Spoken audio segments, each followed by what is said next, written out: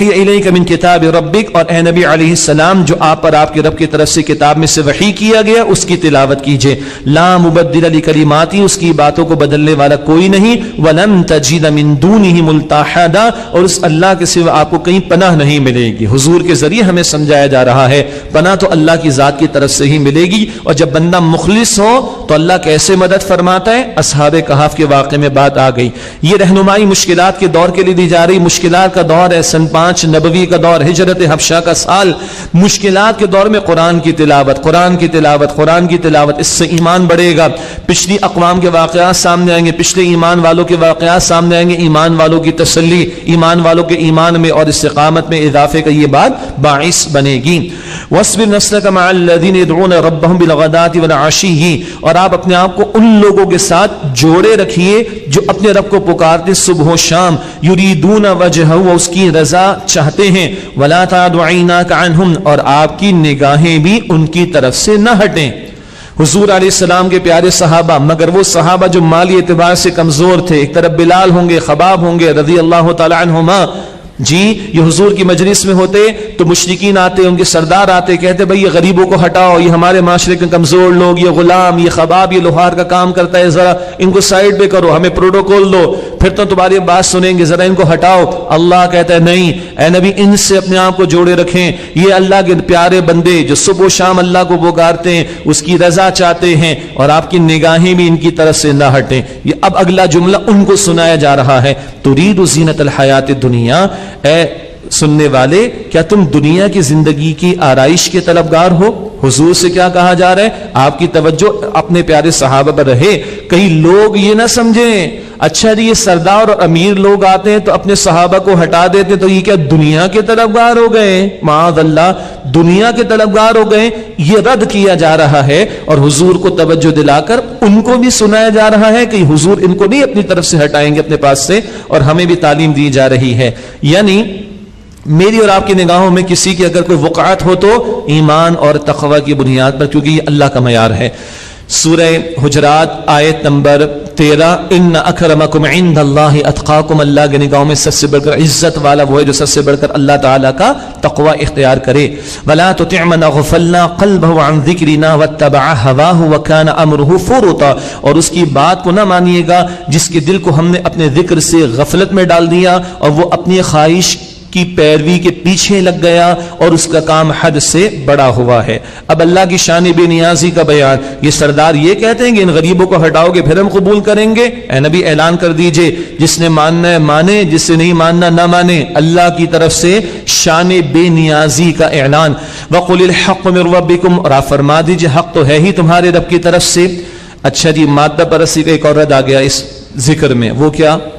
دنیا دار لوگوں کو اہمیت دیتا ہے کس بنیاد پر؟ مال کی بنیاد پر، منصب کی بنیاد پر.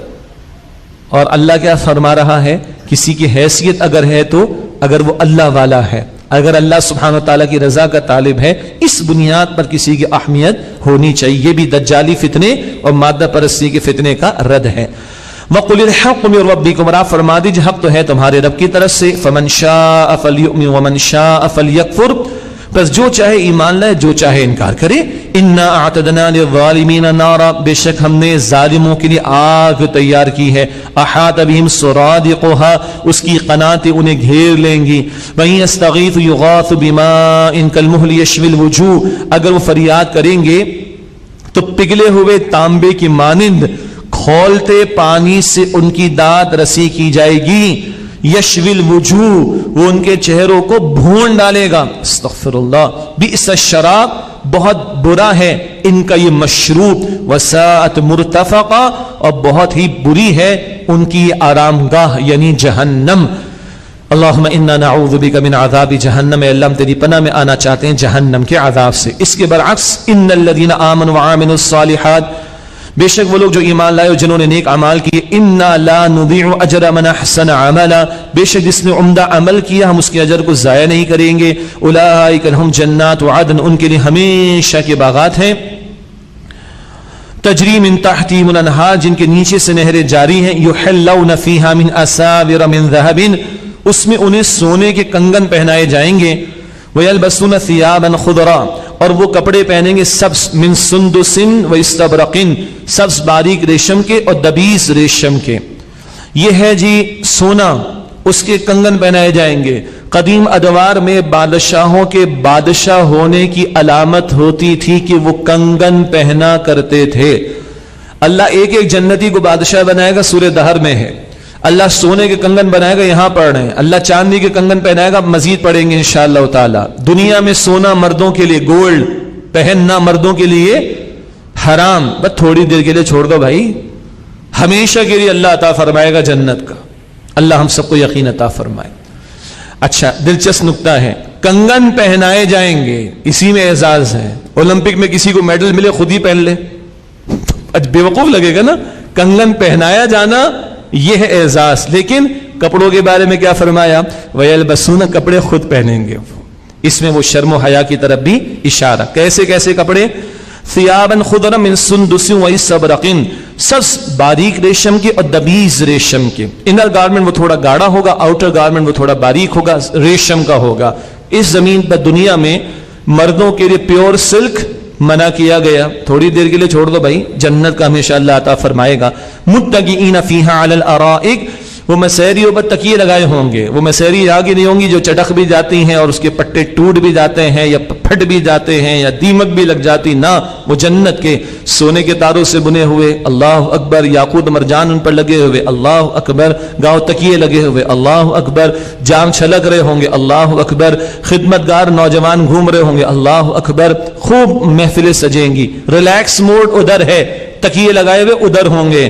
دنیا میں ایکٹیو رہنا ہے. بابا قوم نے کہا تھا نا، کام کام اور کام. وہ الگ بات ہے وہ CALM تھا یا اردو کا کاف الف میم تھا، لیکن بات ٹھیک ہے. دنیا میں اسٹرگل ہے، محنت ہے، جد و جہد ہے. ریلیکس موڈ کدھر ہے؟ جنت میں. وہ تکیوں کا ذکر آیا. نعم الثواب، بہت ہی عمدہ بدلہ ہوگا. وحسنت مرتفقا، اور بہت عمدہ وہ آرام گاہ ہوگی. اللہم انا نسألک جنت الفردوس، اے اللہ ہم تجھ سے جنت الفردوس کا سوال